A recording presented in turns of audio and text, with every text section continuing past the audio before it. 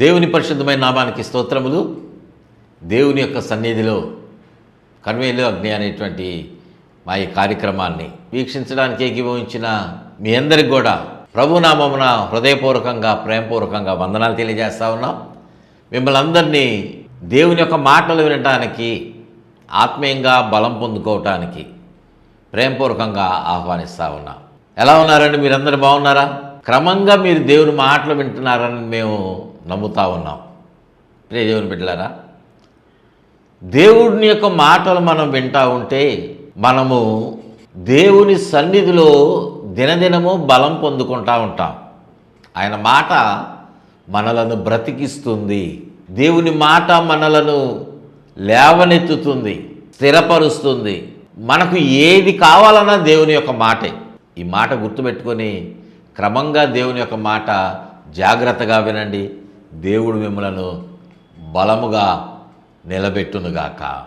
ఆమేన్. బహుగా ఆశీర్వదించునుగాక. ఆమేన్. దేవుని యొక్క వాక్యాన్ని చదువుకుందామండి. బైబిల్స్ తీసుకోండి.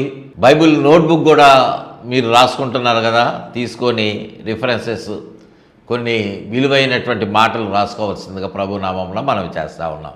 దేవుని యొక్క వాక్యాన్ని చదువుకుందామండి. బైబిల్ గ్రంథంలో నుండి లూకా సువార్త 19వ అధ్యాయము 9వ వచనాన్ని ధ్యానాంశముగా చదువుకుందాం. అందుకు యేసు, ఇతడును అబ్రహాము కుమారుడే, ఎందుకనగా నేడు ఈ ఇంటికి రక్షణ వచ్చి ఉన్నది. దేవుడి మాటలు మనందరి వినికిడిలో బహుగా ఆశీర్వదించునుగాక. ఆమేన్. అందరము ఆమేన్ అని చెప్దామండి. ఆమేన్, ఆమేన్. ప్రియ దేవుని బిడ్డలారా, యేసుక్రీస్తు వారు ఈ లోకములో మనవలే శరీరాన్ని ధరించుకొని ఉన్నటువంటి దినములలో ఆయన ఒకానొక సమయమున ఈ మాట పలికినటువంటి వారుగా ఉన్నారు. ఇతడును అబ్రహాము కుమారుడే, నేడు ఈ ఇంటికి రక్షణ వచ్చి ఉన్నది. ప్రియ దేవుని బిడ్డలారా, ఈ ఇంటికి నేడు రక్షణ వచ్చి ఉన్నది అని అంటున్నారంటే అంతకు ముందు ఆ ఇంటికి ఏమి లేదు, రక్షణ లేదు. అంతే కదా. ఈరోజు వచ్చింది అంటే అంతకు మునుపు ఆ రక్షణ లేదు, లేనటువంటిదే ఈరోజు వచ్చింది. కారణం ఏంటి? అంతవరకు రక్షణ ఎందుకు లేదు, ఆ రోజే ఎందుకు ఆ రక్షణ వచ్చి ఉన్నది? ప్రియ దేవుని బిడ్డలారా, ఈ మాట మనము ఆలోచన చేస్తే ప్రభువు ధనవంతుడుగా ఉన్నటువంటి జక్కయ్యతోటి ఈ మాట మాట్లాడుతూ ఉన్నాడు. ఈ జక్కయ్య ఎవరు అంటే, ఎరికో పట్టణములో ప్రభువారు ప్రవేశించినటువంటి సందర్భంలో ఆయన సంచరిస్తూ వెళతా ఉన్నటువంటి ఆ దినమున ట్యాక్స్ కలెక్టర్గా ఉన్నటువంటి, పన్నులు వసూలు చేసేటువంటి అధికారి, సుంకపు గుత్తదారుడు అయినటువంటి జక్కయ్య, అతడు ఎలాంటి వాడుగా ఉన్నాడంటే ధనము కలిగినటువంటి వాడుగా ఉన్నాడు. అందుకే అతడి గురించి లేఖనం చెప్తా ఉంది, ధనవంతుడైన జక్కయ్య అనేటువంటి మాట ఈ యొక్క 19వ అధ్యాయము 2వ వచనంలో వ్రాయబడింది. ధనవంతుడైనటువంటి జక్కయ్య అను పేరు కలిగినటువంటి ఒక వ్యక్తి యేసయ్యను గురించినటువంటి కొన్ని మాటలు విన్నాడు. ఆయన గ్రుడ్డివారికి చూపునిస్తున్నాడు, ఎవరైతే కుంటివారుగా ఉన్నారో వారిని నడిపిస్తూ ఉన్నాడు, మోగవారు మాట్లాడుతూ ఉన్నారు, దెయ్యములు పట్టినటువంటి వారు దెయ్యముల బాధ నుండి విడిపించబడతా ఉన్నారు, ఎవరైతే కుష్టు వ్యాధితో ఉన్నారో వారికి ఆ బాధ నుండి విడుదల కలుగుతూ ఉంది, వారికి లేనటువంటి ప్రతి ఈవి కూడా ఆయన అనుగ్రహిస్తూ ఉన్నాడు.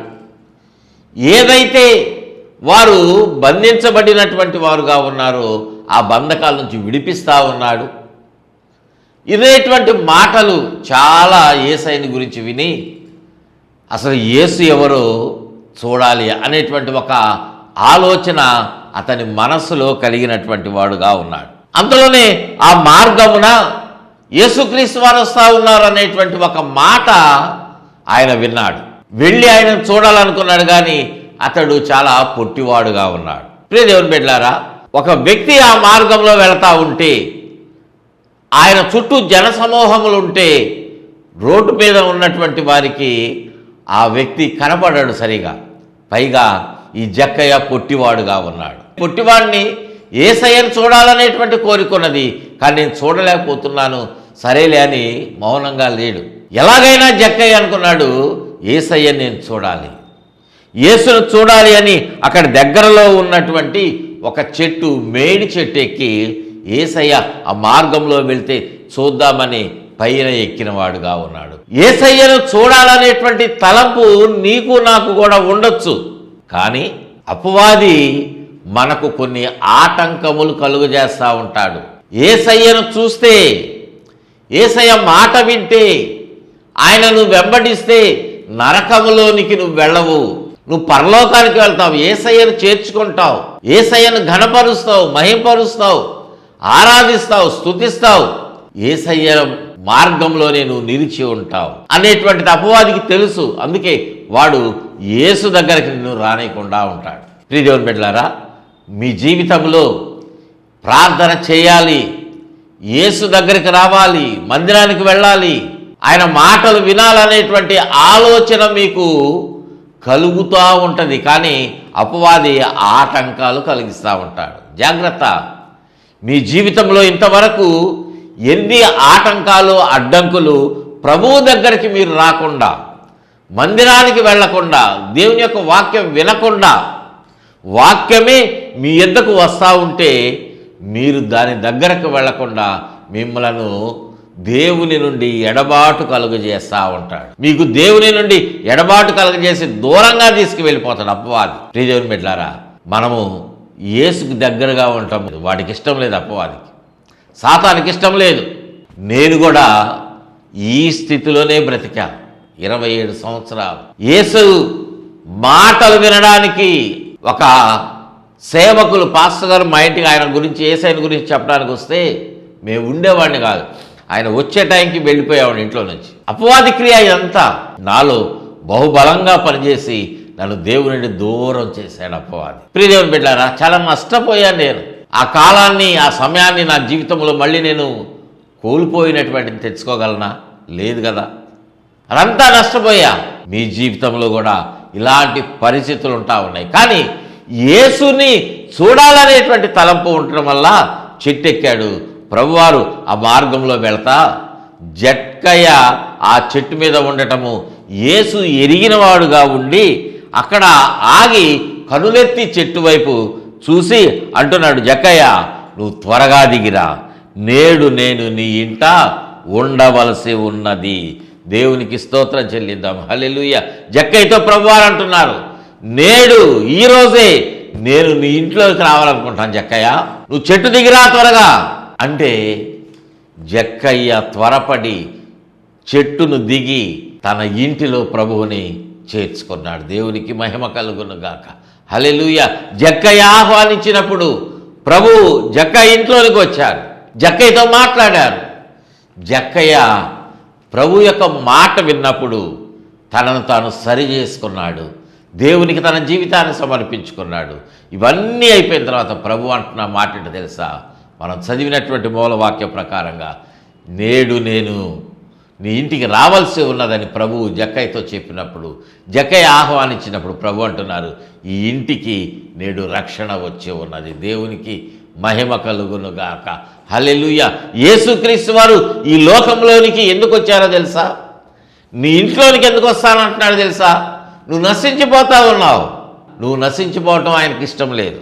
యేసుక్రీస్తు వారు ఈ లోకంలోనికి వచ్చినదే నేడు ఈ ఇంటికి రక్షణ వచ్చి ఉన్నదని అంటున్నా అంటే లేనటువంటి రక్షణ నీకు, నీ గృహానికి, నీ కుటుంబానికి అనుగ్రహించడానికి ఆయన వచ్చాడు. ఆయన ఏదో నీ దగ్గర కానుకొని తీసుకొని వెళ్ళటానికి, ఏదో నీ దగ్గర నుండి కొంత ధనాన్ని పొందుకొని వెళ్ళటానికి ఆయన రాట్లా.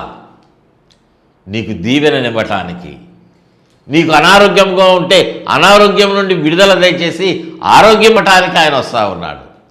ప్రియదేవుని బిడ్డలారా, ఒక్క మాట మీరు గుర్తుపెట్టుకోండి. ప్రభువు మీ ఇంట్లో ఉంటున్నారు అంటే మీ ఇల్లు ఏమవుతుందంటే ఆశీర్వాదకరంగా మారుతుంది. దేవునికి మహిమ కలుగును గాక. హల్లెలూయా. అది ఆశీర్వదించబడినటువంటి గృహమైపోతుంది. ప్రభువు ఉన్న ఇంటిలో రక్షణ ఉంటుంది, ప్రభువు ఉన్న ఇంటిలో దీవెన ఉంటుంది, ప్రభువు ఉన్న ఇంటిలో జీవం ఉంటుంది. దేవునికి మహిమ కలుగును గాక. హల్లెలూయా, హల్లెలూయా. ప్రభు అంటున్నారు, నేడు నేను నీ ఇంట్లో ఉండాలనుకుంటా ఉన్నా. నీ హృదయం అనేటువంటి తలుపులు తెరిచినట్లయితే నీ హృదయంలోనికి నేను రావడానికి సిద్ధంగా ఉన్నా. నా ప్రియ కుమారుడా, నా ప్రియ యవనస్తుడా, నేను నీ ఇంట్లో ఉండడానికి ఇష్టపడుతున్నా. నువ్వు రానివట్లా. నేను తలుపు కొడతా ఉన్నా. నీ హృదయం అనేటువంటి ఇంటి వద్ద ఉండి ఆ డోర్ కొడతా ఉంటే మీరు ఓపెన్ చేయట్లా. నేను ఎలా రాగలను? నెట్టుకొని రాగలిగినటువంటి బలవంతుణ్ణే, కానీ అలా నెట్టుకొని వచ్చేటువంటి వాడిని కాదు. I'm dignified God. నాకు చాలా డిగ్నిటీ ఉంది. నేను చాలా విలువలు కలిగినటువంటి వాడిని. నెట్టుకొని వచ్చేటువంటి వాడిని కాదు. బలవంతంగా మీ హృదయంలో నివసించేటువంటి మనసు నాది కాదని ప్రభు అంటున్నారు. తలుపు కొడతా ఉన్నాయి. ఎవరైతే నా స్వరం విని తలుపు తీస్తారో వారితో పాటు నేను లోపలికి వచ్చి మేమిద్దరము కలిసి భోజనం చేస్తాం. దేవునికి స్తోత్రం చెల్లిద్దాం. హల్లెలూయా. ప్రభువు ఉన్న ఇంటిలో ఏముంటుందంటే రక్షణ ఉంటుంది మొట్టమొదటగా. రెండవదిగా మనం చూసినట్లయితే యేసుక్రీస్తు వారు లూకాసు వార్తలో 4వ అధ్యాయం 38వ వచనం చదువుతున్న మొట్టమొదటగా, ఆయన సమాజ మందిరములో నుండి లేచి సీమోను ఇంటిలోనికి వెళ్ళెను. సీమోను అత్త తీవ్రమైన జ్వరముతో పడి ఉండెను.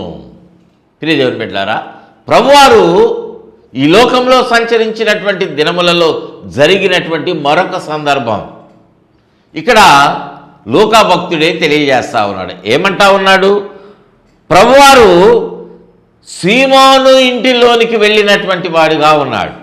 సమాజ మందిరములో ఆయన పరిచర్య చేసి అక్కడ నుండి బయలుదేరి సీమోను ఇంటికి వెళ్ళాడు. పేతురు గారి ఇంటికి వెళ్ళాడు.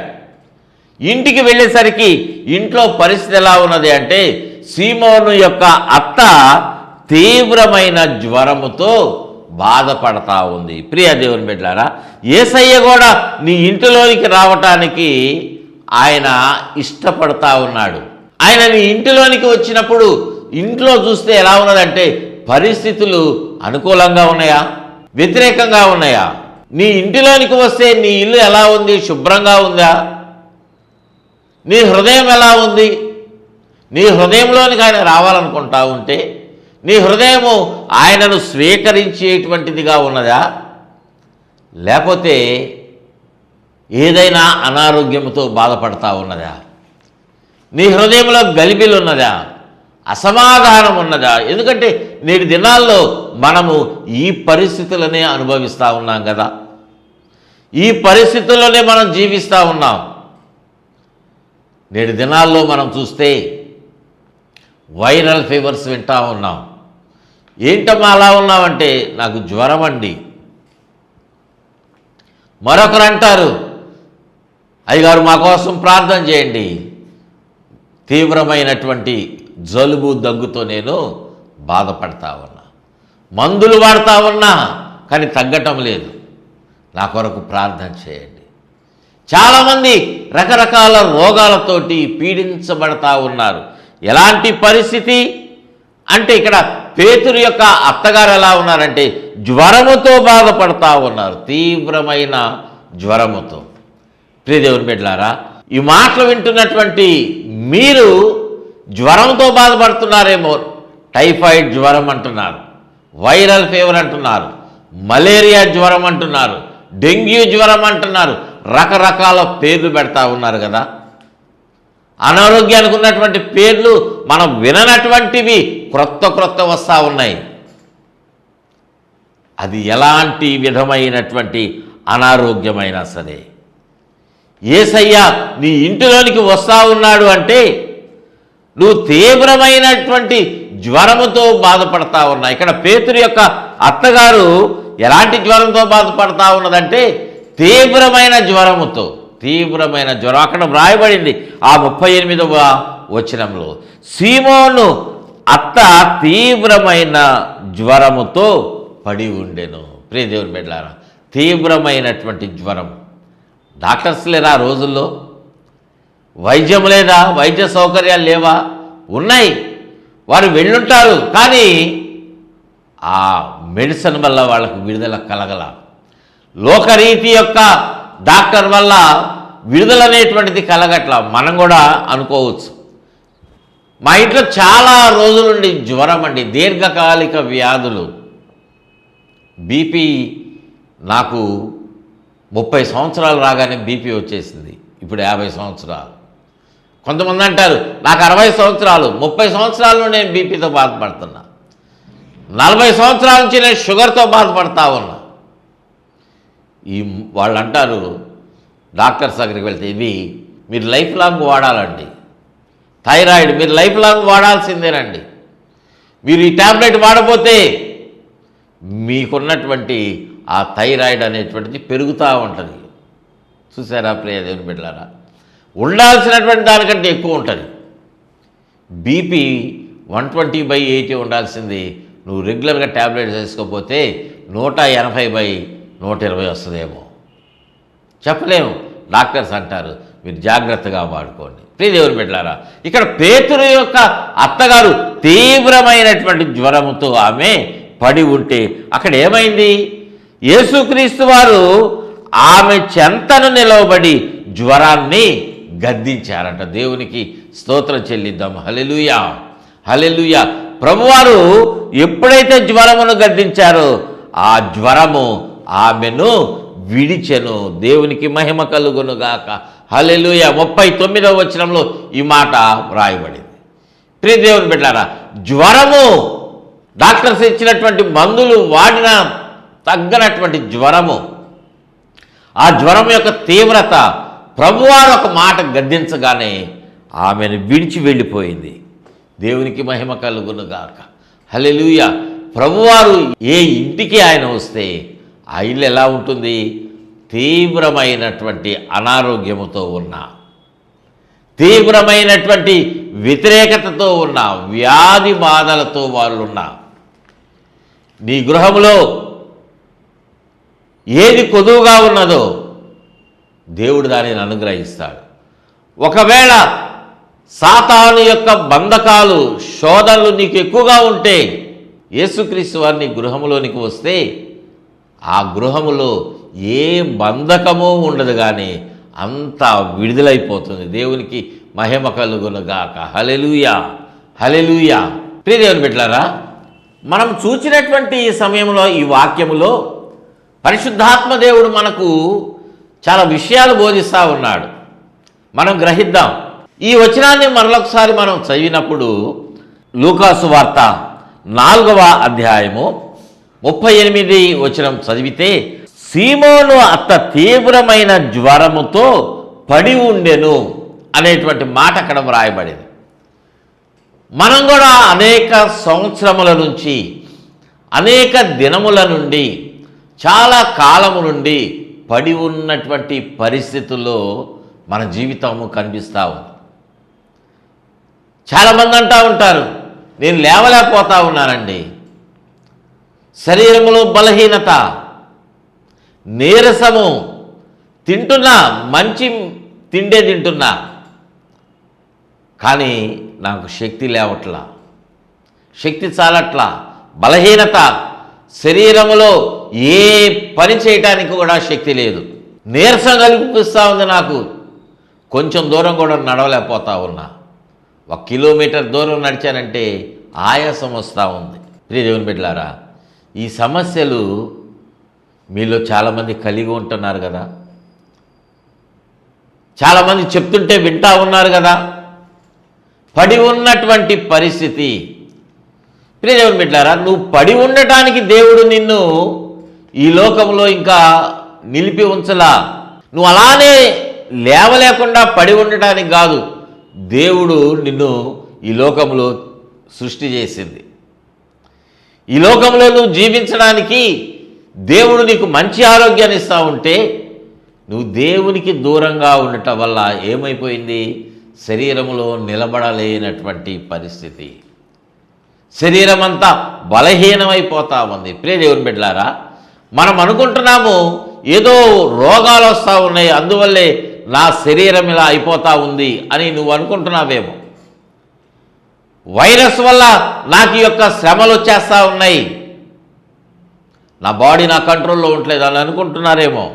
కాదు, వీటన్నిటికీ మూలకారకుడు అపవాదే.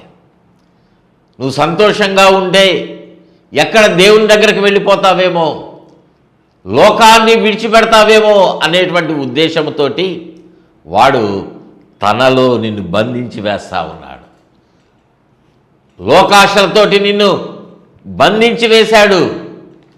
నువ్వు అనుకుంటున్నావు, ఏంటి నాకు ఈ బాధ, ఏంటి నాకు విడుదల లేదా, ఎంతకాలం నేను ఈ లోకంలో ఇలాగా జ్వరముతో బాధపడాలి, పడి ఉండాలి, లేవలేని పరిస్థితి, ఇతరుల మీద నేను ఆధారపడాలి, నేను లేచి ఒక గ్లాస్ నీళ్ళు కూడా తెచ్చుకోలేకపోతానే అన్నట్లుగా నువ్వు బాధపడతా ఉన్నావేమో ప్రియ సహోదరుడా, ప్రియ సహోదరి. నువ్వు యేసయ్య మాట వింటే, యేసయ్యను కనుక నీ హృదయంలో నువ్వు చేర్చుకుంటే, నీ హృదయం మాత్రమే కాదు, నీ శరీరము కూడా విడుదల పొందుతుంది. దేవునికి స్తోత్రం చెల్లిద్దాం. హల్లెలూయా. విడుదల పొందుతున్నావు నువ్వు అంటే దాని అర్థం ఏంటో తెలుసా? బంధకముల నుండి నువ్వు విడిపించబడతా ఉన్నావు. ఎప్పుడైతే నువ్వు బంధించబడి ఉన్నావో నీలో బలహీనత అనేటువంటిది ఏర్పడింది. కానీ నువ్వు ఎప్పుడైతే బలహీనత నుండి విడుదల పొందావో నీలో ఇప్పుడు ఏమొచ్చిందంటే బలం వచ్చింది. దేవునికి మహిమ కలుగును గాక. హల్లెలూయా, హల్లెలూయా. నువ్వు ఇప్పుడు బలహీనుడు కాదు కానీ బలవంతుడివి. దేవునికి స్తోత్రం చెల్లిద్దాం. హల్లెలూయా, హల్లెలూయా. అందుకే ఇక్కడ మనం చదివినటువంటి ఈ 39వ వచనంలో ఆయన ఆమె చెంతను నిలవబడి జ్వరమును గద్దింపగా అది ఆమెను విడిచెను. దేవునికి స్తోత్రం చెల్లిద్దాం. హల్లెలూయా. జ్వరాన్ని యేసయ్య గద్దించగానే ఆ జ్వరం ఆమెను వదిలిపెట్టి వెళ్ళిపోయింది. ప్రియదేవుని బిడ్డలారా, యేసయ్య వచ్చినటువంటి గృహములో విడుదల వస్తుంది. యేసయ్య మాట వింటే సముద్రంలో పడుతుంది, పక్షులు లోబడతా ఉన్నాయి, చేపలు లోబడతా ఉన్నాయి, అంత సృష్టి అంతా లోబడతావు. సృష్టి అంతా ప్రభు యొక్క మాటకు లోబడిపోయింది. ప్రచండమైనటువంటి గాలి వాన వస్తూ ఉంటే ఆగమని ప్రభువారు ఆజ్ఞ ఇస్తే అదంతా నిమ్మళించింది. ఎగసిపడుతున్నటువంటి అలలు ఆగిపోయాయి. నీ జీవితం మీద అలలు తుఫానులాగా రేగి, కష్టాలు రేగి నీ జీవితం మీద కొడతా ఉంటే నీ యొక్క జీవితపు నౌక మునిగిపోవటానికి సిద్ధంగా ఉందేమో. చాలామంది నేను ఈ బాధలు తట్టుకోలేకపోతా ఉన్నా, ఈ శ్రమను నేను అనుభవించలేను, నేను నీ దగ్గరకు వచ్చేస్తానని వాళ్ళు ఏం చేస్తున్నారంటే సూసైడ్ చేసుకుంటున్నారు, ట్యాబ్లెట్స్ వేసుకుంటున్నారు, లేకపోతే చేతి మీద నరాలని బ్లేడ్తో కట్ చేసుకుంటున్నారు, ఉరేసుకుంటా ఉన్నారు, ట్రైన్ కింద పడిపోతూ ఉన్నారు. రకరకాల మార్గాలు ఉన్నాయి కదా ప్రియదేవుని బిడ్డలారా. ఇవన్నీ అపవాది ప్రేరేపణలే. నువ్వు చనిపోయావంటే నీ బాధలు నిన్ను విడిచిపెడతాయని నువ్వు అనుకుంటున్నావేమో, కానీ నువ్వు పరలోకములో కాదు కానీ నరకములో, నిత్య నరకములో, అగ్నిగుండములో, ఆత్మ చావనటువంటి ప్రదేశానికి నువ్వు వెళ్ళి అక్కడ నువ్వు యుగయుగాలు శ్రమను అనుభవించాల్సిందే. ప్రియదేవుని బిడ్డలారా, చావు మార్గం కాదు, చావు అనేటువంటిది మార్గం కాదు, శాశ్వతమైన పరిష్కారం కాదు. నీకు శాశ్వత పరిష్కారం కావాలంటే యేసయ్య దగ్గరకు వచ్చి ప్రభువా నా హృదయంలోనికి రా నాయన, నా ఇంట్లోనికి రా అని నువ్వు ఆహ్వానించు. ఎప్పుడైతే ప్రభు సీమోను అత్తగారు ఉన్నటువంటి ఆ గృహంలోనికి వచ్చారో, ఆమెను గద్దించారో, ఆ జ్వరాన్ని గద్దించారో, జ్వరము ఆమెను విడిచి వెళ్ళిపోయింది. ఇప్పుడు ఆమె ఎలా ఉన్నదో తెలుసా? వ్రాయబడినటువంటి మాట 39వ వచనంలో, వెంటనే ఆమె లేచి వారికి ఉపచారము చేయసాగెను. దేవునికి మహిమ కలుగునుగాక. హల్లెలూయా. వెంటనే వెంటనే యేసయ్య మాట వెంటనే పనిచేస్తావు. యేసయ్య మాట వెంటనే విడుదలను కలుగజేస్తే ఆమె లేచి ప్రభువుకి ఉపచారం చేస్తూ ఉంది. దేవునికి మహిమ కలుగునుగాక. హల్లెలూయా, హల్లెలూయా. నువ్వు దీర్ఘకాలిక వ్యాధితో బాధపడతా ఉండొచ్చు. నాకున్నటువంటి సమస్య నుంచి నాకు విడుదల ఎలాగాని నువ్వు అంగలార్చినటువంటి దినములున్నాయి. లోకం దగ్గర కాదు నువ్వు ఏడవాల్సింది, లోకస్తుల దగ్గర ఏడ్చినా నీకు ప్రయోజనం లేదు. కానీ యేసయ్య పాదాల దగ్గర, ఆయన పాదాలు పట్టుకొని ఆయన పాదాలను నీ కన్నీటితోటి కడుగు. ప్రభు నీ జీవితంలో కార్యాన్ని బహుగా జరిగిస్తాడు. దేవునికి మహిమ కలుగునుగాక. హల్లెలూయా. వెంటనే ఆమె విడుదల పొందింది. ప్రభు యొక్క మహిమ కొరకు కొంత ఆలస్యం అవ్వచ్చేమో నీకు, కానీ నీ జీవితంలో కార్యం జరగటం మాత్రము, నిన్ను ప్రభువారు దీవించడం మాత్రము, ఆశీర్వదించడం అది 100% నిజమే. 100% ఆయన నీకు విడుదలను దయచేస్తాడు. ప్రభు ఉన్న ఇంటిలో ఏముంటుంది? మొట్టమొదట రక్షణ ఉంటుంది. ప్రభు ఉన్న ఇంటిలో ఆరోగ్యం ఉంటుంది. ప్రభు ఉన్న ఇంటిలో సంపద ఉంటుంది. ప్రభు ఉన్న ఇంటిలో కష్టములు తొలగించబడతాయి. విజయం ఉంటుంది. ఏది కొదువుగా లేకుండా అన్నీ సమృద్ధిగా అనుగ్రహించబడతాయి. ప్రభు మీ హృదయంలో లేరేమో, మీ ఇంట్లో లేరేమో, అందుకే మీ ఇంట్లో అసమాధానం, ఇంట్లో తగాదాలు, ఒకరంటే ఒకరికి ద్వేషము, బిడ్డలు తల్లిదండ్రుల మీద తిరుగుబాటు చేస్తూ ఉన్నారు. కారణం ఏంటంటే వాళ్ళ హృదయంలో ప్రభువు లేడు.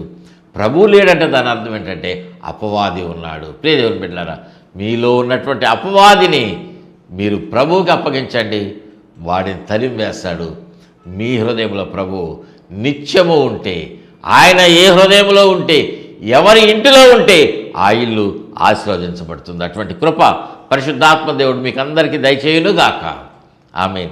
ప్రార్థన చేసుకుందామండి. ప్రేమ కలిగిన తండ్రి, మీకు వందనాలు నాయన. అవునయ్యా, మీరున్నటువంటి గృహములో జక్కయ్యతో మీరంటా ఉన్నారు, నేడు ఇంటికి రక్షణ వచ్చి ఉన్నది అని. పేతురు అత్తగారింటిలో ఆరోగ్యం వచ్చినది. అవునయ్యా, మీరు మా ఇంటిలో ఉంటే ఏది కొదువు మాకు ఉండదు. ఏది తక్కువగా ఉంటే అక్కడ సమృద్ధి దీవెన, బలహీనంగా ఉంటే బలమును, ప్రభు అనారోగ్యమైతే ఆరోగ్యం ఇచ్చేటువంటి దేవుడు. ప్రభు నాయన, అప్పుల బాధల్లో ఉంటే మాకు విడుదలనిచ్చి సమృద్ధి దీవెనలు ఇచ్చేటువంటి వాడు.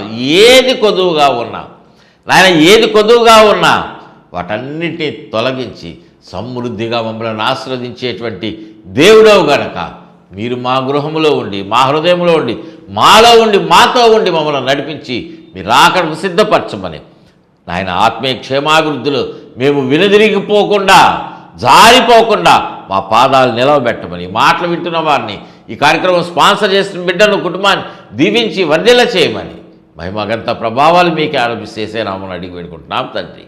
ఆమేన్, ఆమేన్, ఆమేన్. తండ్రి అయిన దేవుని ప్రేమ, ప్రభు రక్షకుడు యేసుక్రీస్తు వారి కృప, పరిశుద్ధాత్మ దేవుని యొక్క అన్యోన్యమైన సన్ని సహవాసం ఈ మాటలు విన్నటువంటి వారికి స్పాన్సర్ చేసి మీరు తోడుగా ఉండి వర్ధిల్ల చేయునుగాక. ఆమేన్, ఆమేన్, ఆమేన్. God bless you all.